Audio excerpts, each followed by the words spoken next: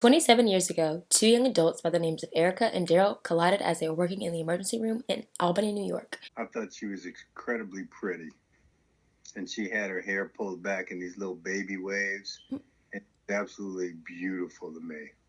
I thought she was absolutely beautiful from the first time I saw her. However, Erica had a slightly different first impression of the young man.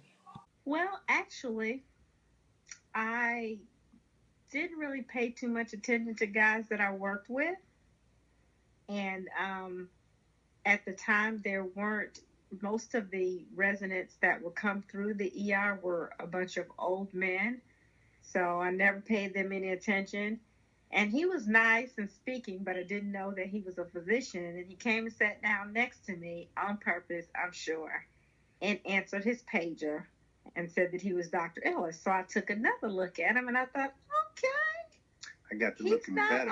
old, and he's cute, and he's a doctor. Let me see what's going on. After about 2 years of dating, the two decided that it was time to make things more official. Well, the reason why we got married when we got married is because that was when I changed to my residency from ER in Albany, New York to family practice in Columbus, Georgia.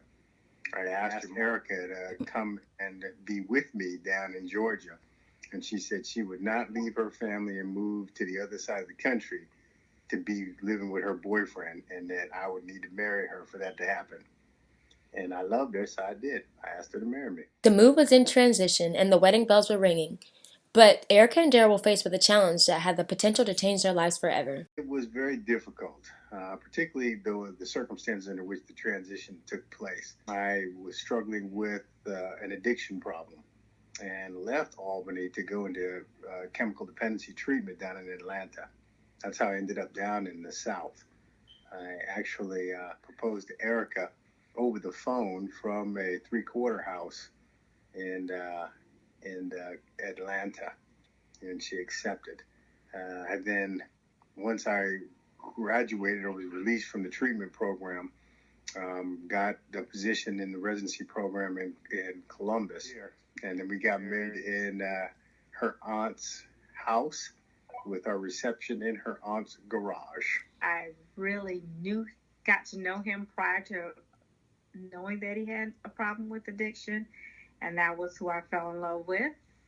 And also, my father said something to me. He said that if anybody can make it through this, it will be him.